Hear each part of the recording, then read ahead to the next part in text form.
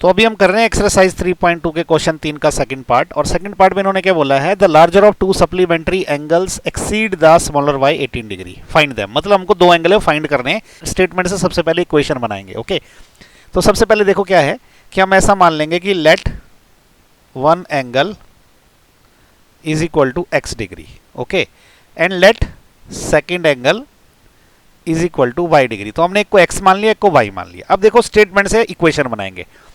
इन्होंने इसी स्टेटमेंट में बोला है कि larger of to supplementary angle. तो सप्लीमेंट्री एंगल क्या होते हैं, वो एंगल होते हैं जिनको मैं जोड़ दूं तो वो 180 डिग्री बन जाते हैं। ओके, तो सप्लीमेंट्री एंगल से हमें क्या निकलेगा, हमें ऐसा निकलेगा कि जब हम दोनों को जोड़ेंगे मतलब x प्लस वाई करेंगे तो वो 180 हो जाएगा। तो ये इक्वेशन 1 बन गई। ओके, दूसरा इसी स्टेटमेंट ढूंढिए। देखो larger of to supplementary angle exceed the smaller by 18 degree, मतलब इनमें से एक बड़ा है एक छोटा है। तो जो बड़े वाला है ना वो छोटे से 18 डिग्री बड़ा है। तो मान लो कि x बड़ा है, तो इसका मतलब x क्या रहेगा, छोटे वाले से 18 डिग्री ज़्यादा। मतलब y में अगर मैं 18 ऐड कर दूं तो वो x बन जाएगा। तो यही इक्वेशन 2 हो गई हमारी। ओके, तो बस अब इक्वेशन आ गई। अब इनको क्या करेंगे, सब्स्टिट्यूशन मेथड से सॉल्व करेंगे। तो यहाँ पे देखो x की वैल्यू ऑलरेडी दे रखी है y की टर्म में, तो ये हमने इक्वेशन 1 में पुट कर देनी है। तो हम ऐसा लिखेंगे, put x is equal to y plus 18 in equation 1। तो इक्वेशन 1 में जहां जहां x है वहां पे ये लिख देंगे हम। तो इक्वेशन 1 क्या है, x plus y is equal to 180 degree. तो इसका मतलब क्या हो जाएगा कि x की जगह क्या आएगा, y प्लस 18, और y ऑलरेडी है, this is equal to 180। Okay, degree लिखने की जरूरत नहीं है, ये 180 हो गया। विच इंप्लाइज, देखो y प्लस वाई कितना हो जाएगा, 2y, this is equal to 180, और ये जो 18 है ना ये वहां जाके माइनस का हो जाएगा। ओके, ये डिग्री लिख रहा हूं मैं, बार बार डिग्री लिखने की जरूरत नहीं है। ओके, 180 माइनस 18 हो जाएगा। अब क्या है, तो इसका मतलब क्या है कि 2y कितना हो जाएगा, देखो 180 में से अगर 18 चला गया ना तो ये 162 होता है। ओके, चाहे तो आप माइनस कर लो अगर आपको कुछ डाउट है।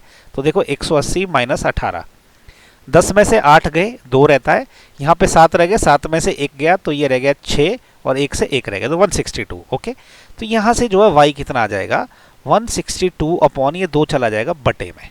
तो इसका मतलब y की वैल्यू कितनी आ जाएगी, देखो 162 बटा 2 कितना होता है, इसको अगर काटेंगे हम तो 8 दूने 16, 1 बच गया 81।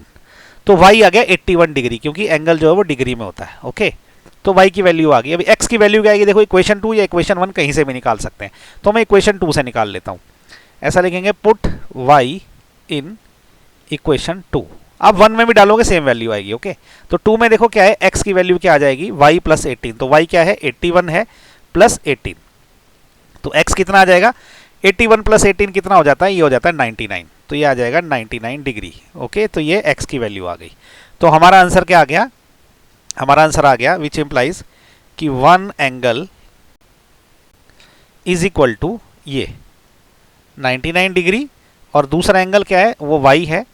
तो second angle this is equal to 81 degree. Okay, तो ये है हमारा आंसर। तो इसी के साथ जो क्वेश्चन 3 का सेकंड पार्ट भी खत्म हो गया। मैं उम्मीद कर रहा हूँ आपको मेरे वीडियो पसंद आ रहे हैं। अगर पसंद आ रहे तो इनको लाइक, शेयर और सब्सक्राइब जरूर करें। और नेक्स्ट वीडियो में हम करेंगे क्वेश्चन 3 का थर्ड पार्ट, जिसका लिंक आपको नीचे डिस्क्रिप्शन में मिल जाएगा।